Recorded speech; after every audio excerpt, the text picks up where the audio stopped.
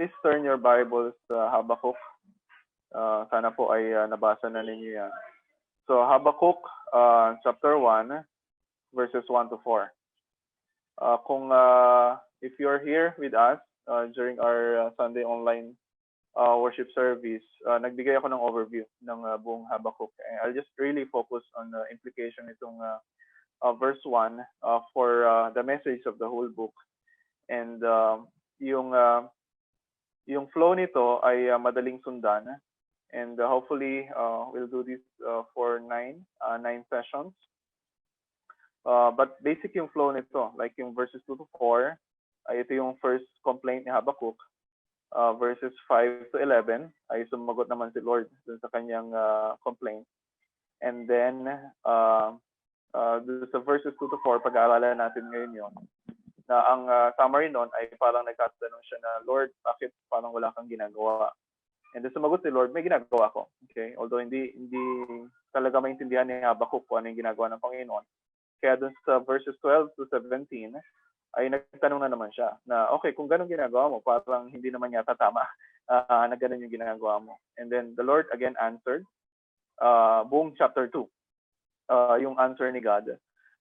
And then in chapter 3 ay yung prayer ni Habakkuk. So yun po yung flow ng book, very simple. Pero syempre yung theological content nito, yung emotional content ng book na ito ay is not really that simple, and merong depth of emotion, merong depth of theology, and praying na maging deep din yung impact nito for us. Okay, so let's read verses 1 to 4. Habakkuk, verse 1. The oracle that Habakkuk the prophet saw. Verse 2. O Lord, how long shall I cry for help, and you will not hear? Or cry to you violence, and you will not save? Why do you make me see iniquity, and why do you idly look at wrong? Destruction and violence are before me. Strife and contention arise. So the law is paralyzed, and justice never goes forth. For the wicked surround the righteous, so justice goes forth perverted. So ito pong binasa ko ay sa salin ng English Standard Version. So you can just follow along kung meron po kayong ibang version na ginagamit. So sabi sa verse 1, yung verse 1 nag-serve as the introduction sa whole book. The oracle that Habakkuk the prophet saw. And then sa yung oracle sa Tagalog nakalagay lang doon kapahayagan o kaya salita na galing sa Panginoon. Kung mayroon kayong King James version, ang nakalagay doon ay burden. Okay, so this is really a weighty word from the Lord. Merong mabigat na salita ang Diyos sa atin through the words of the prophet Habakkuk, and of course yung mga answers ni Lord sa prayer niya. And wala tayong masyadong alam dito kay Habakkuk. Okay, ang alam lang natin itong sinulat niya. Hindi siya binabanggit, walang binabanggit about his life, walang binabanggit about his family, walang binabanggit na anumang detalye about him kahit dito sa Old Testament. So we just know yung time kung kailan siya naging prophet. Actually, contemporary niya si Jeremiah, and naabutan niya si Jeremiah, and then nag-serve siya as a prophet during the time of Josiah.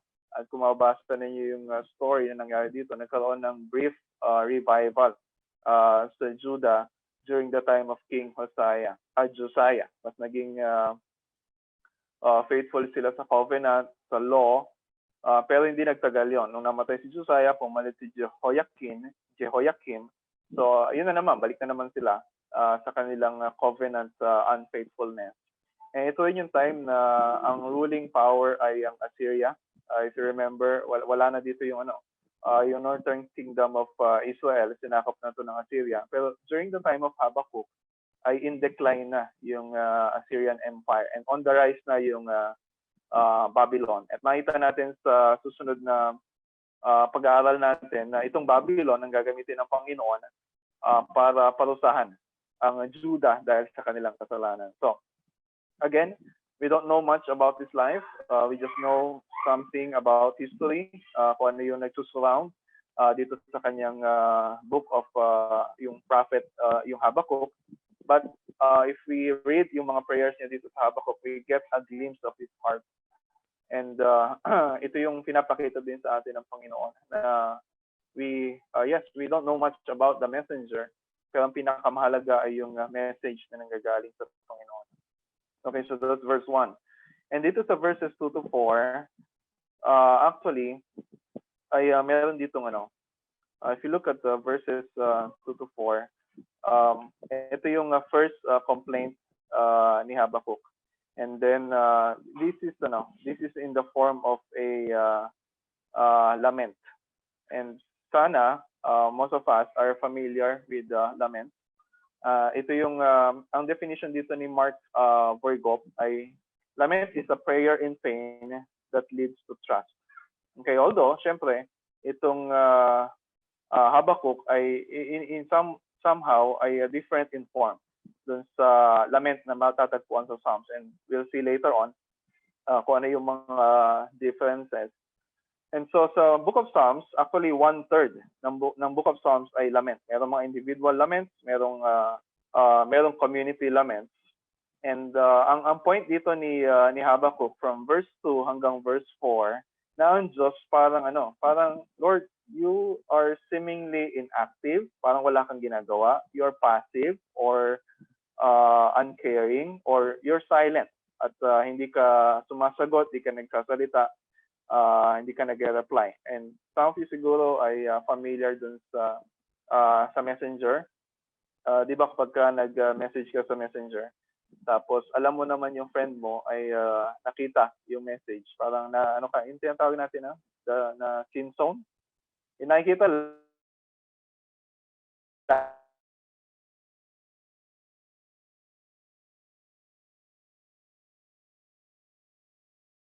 lang, pero walang reply. Hindi mo alam kung para siyang scene zone. Okay? And medyo unstable yung internet ko ngayon, so may nawawala yung video, but hopefully ay klaro pa rin yung audio. And then so dito, kung mapansin niyo yung verses 2 to 4, ay meron siyang mga questions. Tingnan niyo yung verse 2. Sabi niya sa verse 2, O Lord, how long shall I cry for help and you will not hear? Or cry to you violence and you will not save? So meron siyang question. And then sa verse 3, ganun din, may question na naman siya. Why do you make me see iniquity? And why do you idly look at wrong?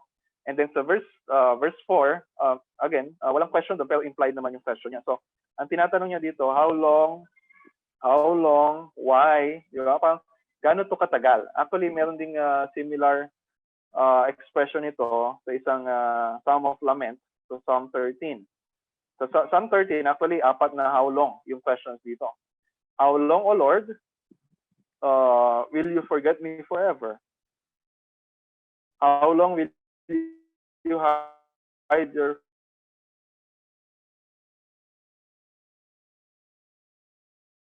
face from me?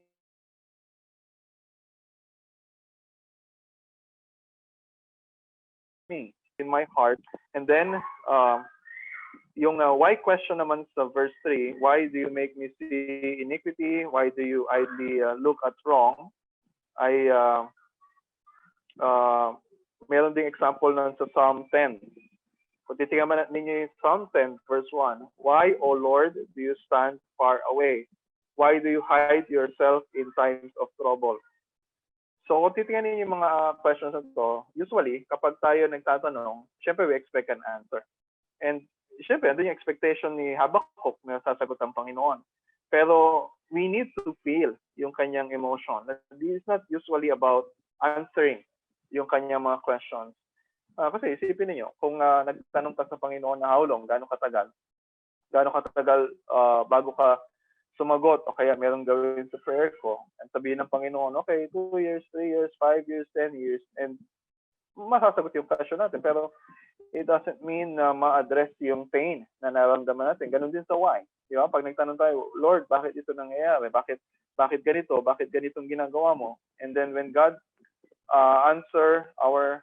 when God answers our questions, hindi lang, it's not just to satisfy yung ating curiosity, but we want comfort during times of suffering. And ganun din si Jeremiah, si Habakkuk, na he wants comfort from God. At itong mga questions niya na how long, why, this is really an expression of pain. Na binibigyan tayo dito ng language na to express our pain. And we have here an example kay Habakkuk na hindi niya i-deny kung ano yung nararamdaman niya. Di ba, minsan tayo kapag people are asking us, kumusta ka na, di ba? Like ngayon, may mga kumusta sa inyo, mga pastor, mga elders, kaya mga friends from church, kumusta ka na? And then usually, sasagot lang natin, okay lang, okay, sabihin natin, God is good.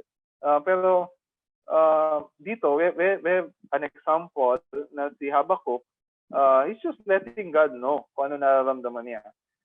Hindi niya kailangang i-deny, hindi niya kailangang pagtakpan yung nararamdaman niya. At nilagay ni Lord itong part ng scripture na to and many other similar dito na mga laments para to let us know na we can also express ourselves in prayer. Na we can express kung ano nararamdaman natin with all honesty. Ito tinatawag na brutal honesty. Na kahit anong pain yung nararamdaman natin, kahit anong anguish, kahit anong hurt, kahit umiyak tayo sa Panginoon, ay wala tayong katatakutan na hindi tayo papakinggan ni Lord or itataboy tayo ni Lord at sabihin niya sa atin, napaka-immature mo naman, dapat hindi ganyan mag-pray, dapat maniwala ka. No, we can let God know kung ano yung nararamdaman natin. And kahit naman din natin sabihin, alam naman ng Diyos yun. Okay? So, that's why, simula pa lang ng Book of Habakkuk nung nabasa ko ito during itong quarantine, ay nagkaroon ako ng agad ng feeling sa heart ko na, yeah, this is something na we can all relate, and this is something na kailangan natin pag-aralan in depth. That's why we're doing this study. Okay? So, verses 2 to 4, yung tatlong verses na yon ay in a way, like sa verse 2, tinatanong ni Habakkuk na, Lord, why are you not answering my prayers? I'm praying, pero hindi ka nakikinig. Bakit parang wala kang ginagawa? And then sa verse 3, bakit parang hindi mo pinapansin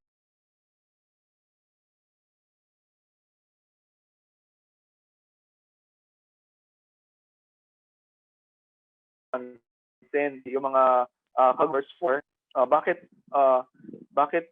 kaming mga righteous, bakit yung mga righteous people ang naagrabyado pa nitong mga unrighteous or ng wicked. Okay? So sa verse 2, balikan natin verse 2.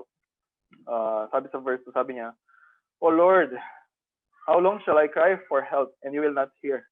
Or cry to you violence and you will not save? Pansinin ninyo kung paano niya in-address ang Panginoon. Sabi niya, O Lord. And this is really a prayer. Di ba pagka minsan may mga reklamo tayo, may mga daing tayo, usually sinasabi natin sa ibang tao, yung iba sinasabi kay nagsusumbong kay Tulfo. Yung iba naman, ang daming mga reklamo na pinapost sa social media. But yung example dito ni Habakkuk is different. Na yung complaint niya ay nakadirekta sa Panginoon. And tinawag niya ang Diyos na, O Lord. At kung mapansin niyo sa English translation ninyo, yung Lord na yon ay naka-all caps. Kung Tagalog, makikita ninyo, like yung sa MBB, ay Yahweh. Yahweh. So, ito yung covenant name ni God, Yahweh. And kahit na nandun yung kabigatan sa heart ni Habakkuk, is still calling on God in prayer. And ang kinakausap niya dito ay ang Diyos na is not just a sovereign God, but the sovereign God who is in relationship with Him and with the people of Judah. Okay? And then, so yung question niya, O Lord, how long shall I cry for help? So yung question na yun na how long, gaano katagal? So he's he's praying, and a lot of people sa Judah are praying, pero somehow they are becoming impatient. Na parang, Lord, ang tagal mo namang sumagot sa prayer mo. Yes, may makikita tayo na pwede natin siyang i-criticize na impatient siya, pero this is still a prayer of faith. Kasi alam niya na mayroong promise si God eh. Alam niya na nangako ang Diyos na kapag tumawag tayo sa Kanya, ay sasagot siya sa panalangin natin. Di ba sabi niya, oh Lord, how long shall I cry for help and you will not hear? Hindi lang ito parang humingi siya ng tulong. Halimbawa, meron kang ginagawa sa bahay, may mga household chores, maglalaba, o kaya maghugas ng plato, tapos tatawagin mo yung asawa mo, o kaya tatawagin mo yung mga anak mo na, tulungan mo naman ako. So this is different. Yung key dito ay yung cry. He's not just asking for help. He's crying for help. Nandun yung desperation. Na like someone na parang nasusunugan, someone in danger, o kaya nalulunod, na talagang kapag hindi siya tinulungan ng Panginoon, his very life really depends on it. At sinasabi niya sa Panginoon na, tumatawag ako sa iyo, nagmamakaawa ako sa iyo, humingi ako ng saklolo sa iyo. But why are you not hearing? Bakit hindi, parang, ba't parang ini-ignore mo lang ako? Parang, kiniklaim ko yung promise mo, pero you are not, in a way, being faithful sa promise mo. One time, kasama sa Bible reading natin sa church, yung Psalm 72, and nabasa ko dito, yung Psalm 72, verse 12. Psalm 72, verse 12. For God delivers the needy when he calls, the poor and him who has no helper. He has pity on the weak and the needy and saves the lives of the needy. Kung alam ito ni Habakkuk, kung nabasa natin ito, tapos sinasabi natin, Lord, kailangan kita, tumatawag ako sa iyo. Di ba? I need your help, I need your provision, I need your protection, I need your rescue. Nangako ka, pero parang walang nangyayari. Okay? Bakit ganito pa rin yung nangyayari sa bansa namin? And isa pa sabi niya, oh Lord, how long shall I cry to you violence? Verse 2 pa rin, nasa verse 2 pa lang tayo. How long shall I cry to you violence and you will not save? So ang implication nito, ang daming mali, ang daming kaguluhan na nangyayari sa Judah during that time. Na sinasabi niya, Lord, sinasabi ko ito sa inyo and I'm asking you to do something about it. You rescue us, you save us, pero why are you not saving us? Di ba nangako din ng Panginoon sa Psalm 72:14, from oppression and violence, he redeems their life, and precious is their blood in his sight. So, like sa panahon natin ngayon, di ba? We're praying to God, pero ang daming namamatay. Libo-libo and tens of thousands are dying because of sickness, and it's really happening throughout all of history. And dito si Habakkuk, nakikita niya na ganito yung nangyayari sa bansa nila. We're not sure exactly kung ano yung situation nila. It's possible na itong mga Assyrians ay inaagrabyado na naman sila, or maybe ito na yung time ng mga Babylonians, or most probably sabi ng ibang mga commentators na yung violence or yung mga oppression na nangyayari doon sa Judah ay kagagawan din ng mga kababayan din nila. And we're also crying to God in our prayers na, Lord, bakit ganito nangyayari? Bakit ganito nangyayari sa government namin? Bakit ganito yung mga leaders namin? And so whatever the case, sa time ni Habakkuk, sa time natin ngayon, although magkaiba yung situation, but meron din tayong dinadaing sa Panginoon. Pero may mga times na we feel like Habakkuk na, Lord, we're asking for your help. Di ba? Parang tumatawag kami sa 911, pero bakit busy? Di ba? We're calling you, pero bakit you're not answering? So yun yung complaint ni Jeremiah, ni Habakkuk sa verse 2, na Lord, parang hindi ka nakikinig sa mga prayers namin. Okay? And then verse 3. So verse 3 naman, yung question niya dito is why? Bakit parang binabaliwala mo yung kasalanan, yung kasamaan na nangyayari sa bansa namin? Sabi sa verse 3, why do you make me see iniquity? And why do you idly look at wrong? Destruction and violence are before me. Strife and contention,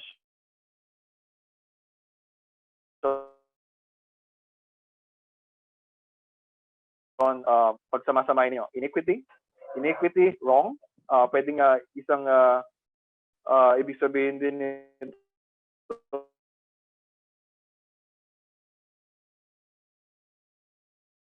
ay and then sorry ay destruction, violence, strife, contention, and isipin nyo, iniquity, wrong, destruction, violence,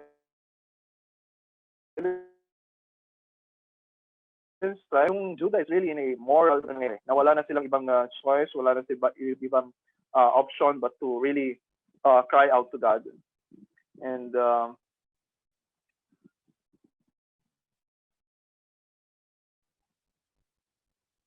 but to cry out to God. So actually, this is the story of the whole Old Testament. And hindi matatapos dito sa history ng Old Testament yung resolution. Na yung resolution sa malaking problema na to ay naghihintay pa sa pagdating ng Panginoong Kristo.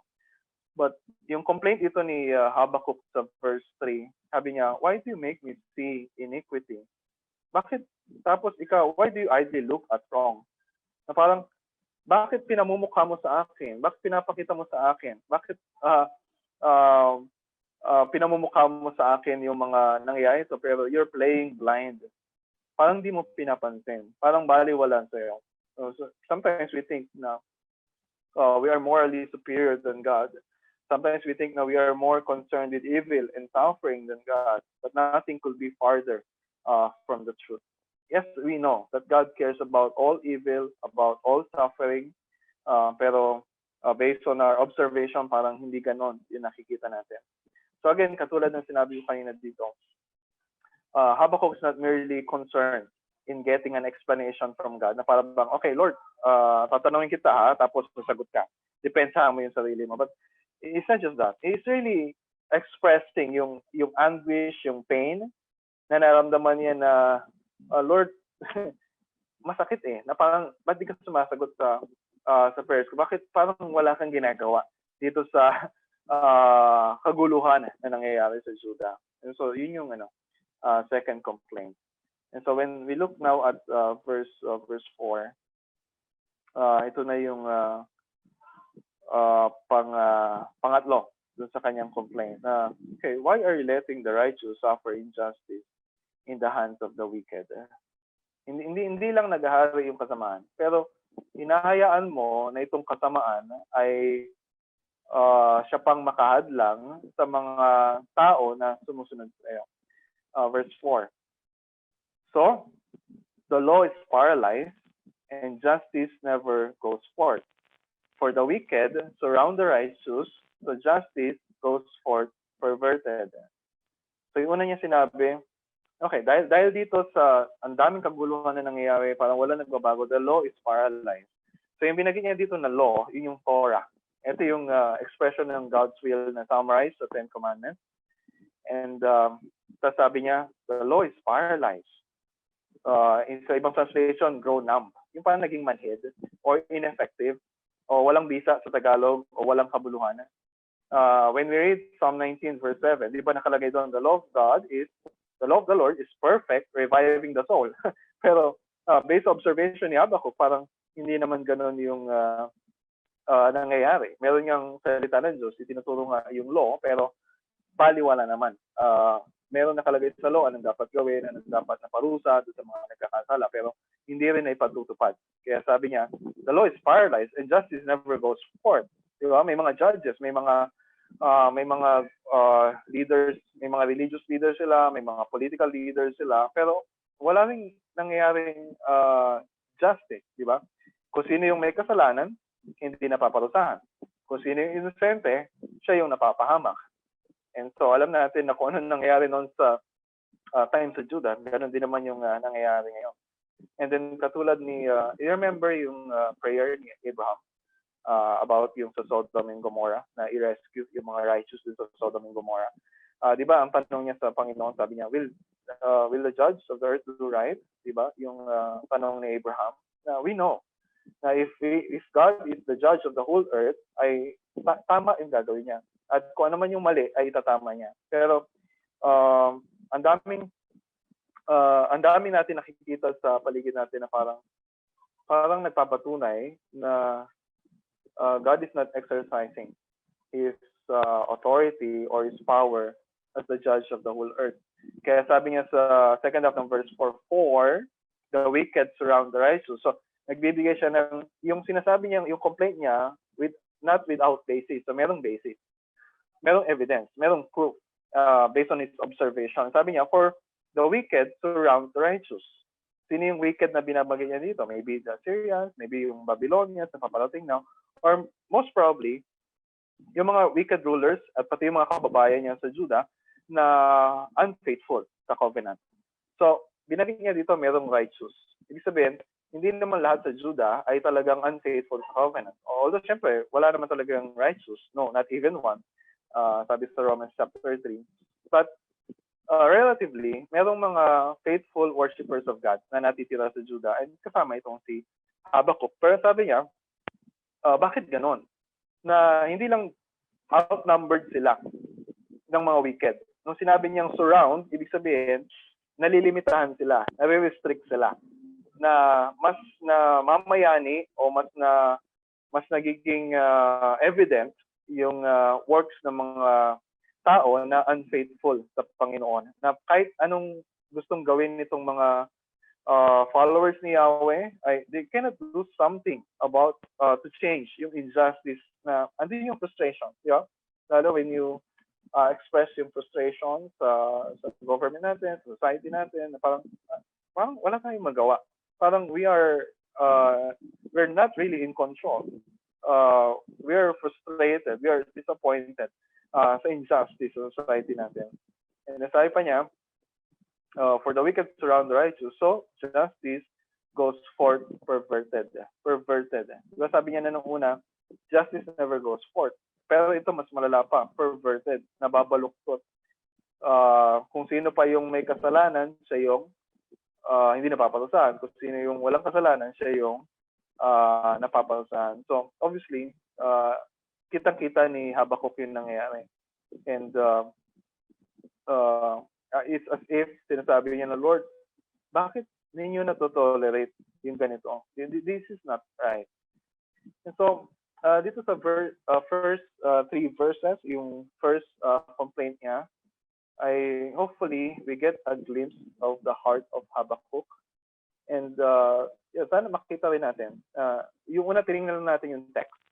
But now is the time na to look at ano yung theology na tinuturo sa atin ito. It's of course not complete. Nasa verse 4 pa lang tayo. So mahaba-haba pa yung pag-aaralan natin. Pero we know, alam ni Habakkuk, parang yung katulad ng sinabi ko din last Sunday na hindi deficient yung theology dito ni Habakkuk. Alam ni Habakkuk, and we know that God is not silent sa prayers natin. Kaya nga tayo nagpe-pray. Kasi alam natin na nakikinig si Lord. Kung we're not confident na nakikinig siya, what's the point of praying? So, what's the point of Habakkuk praying to God kung alam naman niya na hindi sasagot ang Panginoon? So, alam natin yun eh. Kaya alam din natin na God is not indifferent to evil and suffering. So, we have a holy God. Hindi niya papalampasin itong mga kasamaan na nangyayari. Pero, yes, alam din natin na God will not let injustice prevail. Alam natin na one day itatama ito ng Diyos. Alam natin yon. Alam ni Habakkuk yon. But what we know about God comes in conflict with our perception of what is happening. So yung theology na alam natin, nahihirapan tayo ngayon i-reconcile na, okay, kung ito totoo, kung ito tinuturo ng Biblia about God, bakit ganito nangyayari ngayon? Di ba? Parang hindi yata consistent. Di ba? From our limited human perspective, so tingin natin, parang silent si Lord sa mga prayers natin. Parang uncaring siya just sa mga kasamaan na nangyayari sa sa buhay natin, sa paligid natin, parang unjust yung Panginoon. Or parang hindi siya powerful to change what is happening. So, it's okay. It's okay to feel that. Hindi natin kailangan na just parang, yes, in a way, gusto natin na maintindihan syempre kung ano yung nangyayari. Pero we feel itong tension, we feel yung conflicting emotions, conflicting thoughts sa mind natin, and it's okay. God welcomes them. At itong bungad nitong Habakuk is also a way of God teaching us na, okay, anong reklamo mo? Anong mang sakit na nararamdaman mo ngayon? Anong tanong mo sa akin? Anong ano man yung nararamdaman mo ngayon? Ano man yung tension na nakikita mo? Just come to me. And this is God's invitation sa atin through the first few verses of Habakkuk. So that's theology. So ngayon, how about some application? And mamaya, I'll ask you kung ano pa yung nakikita ninyo. But dito, I just want to point out ilan sa mga dapat natin tandaan dito sa Habakkuk na life application. Okay? So yung una, binanggit ko na to nung Sunday, is about lament. Na pwede natin sabihin sa Diyos. Okay? Ano man yung nararamdaman natin. And God is listening. Okay? Na minsan kasi ang prayer natin is just like asking God, prayer request, anong prayer request mo? Okay, phrases, thanksgiving, di ba? Parang sometimes we have a deficient view of Christianity, of spirituality na is just about triumph, it's about victory. So ano man yung suffering natin, we can pour that out to God. So praying lament. And sana during this time of quarantine ay maging part na ng prayer life natin, yung praying lament. And if you don't know how to start with that, you just look at ang daming Psalms.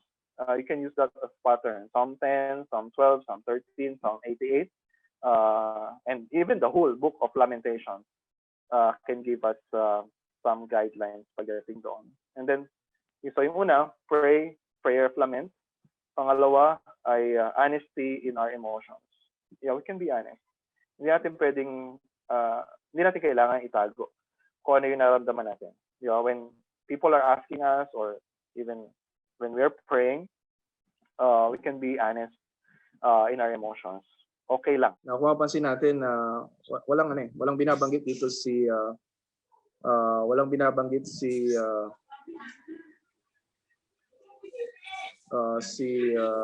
Habakkuk dito about his personal suffering, but he's identifying with the suffering of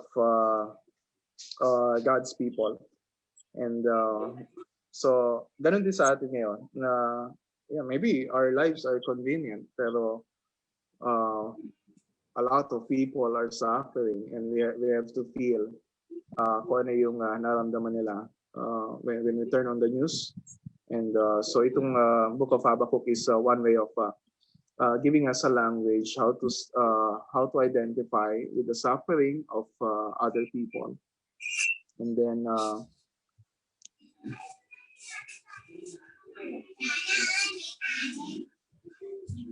okay, and then yung pang-apat ay prayer of lament, honesty, sympathy, and then yung pang-apat is sometimes hindi natin masyadong nararamdaman yung lament kung sarili lang natin ay kung yung suffering lang na ibang tao inaisip natin. So but when naka-express na tayo ng personal suffering, nun lang mas nagiging personal talaga sa atin itong lament na katulad ni Habakkuk. And then when something is wrong in our marriage, when something is wrong with our family, when something is wrong with our heart, kapag we're experiencing a suffering personally, so we can cry out, "Lord, how long?" gaano katagal bago ka sumagot sa prayers namin. And bakit ganito yung nangyayari? So we can cry to God. And so before yung quarantine period, kami mag-asawa ay we were dealing with some hurts sa mga experiences namin, and we're crying to God. Talagang umiiyak kami sa Panginoon, and may mga times I'm asking God, Lord, why? Bakit nangyayari ito? Bakit sa amin ito nangyayari? Bakit in spite of we think na okay yung spiritual life namin, we think okay kami. So pero in times of suffering, we reveal ni Lord na there are a lot of things na hindi maganda. There are a lot of things na kailangan nating iyak sa Panginoon. And so ito yung ilan sa mga itinuturo sa akin itong first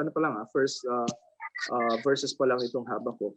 Buti na lang hindi sa verse 4 nag-e-end yung book. Buti na lang sasagot si Lord pagkatapos nito.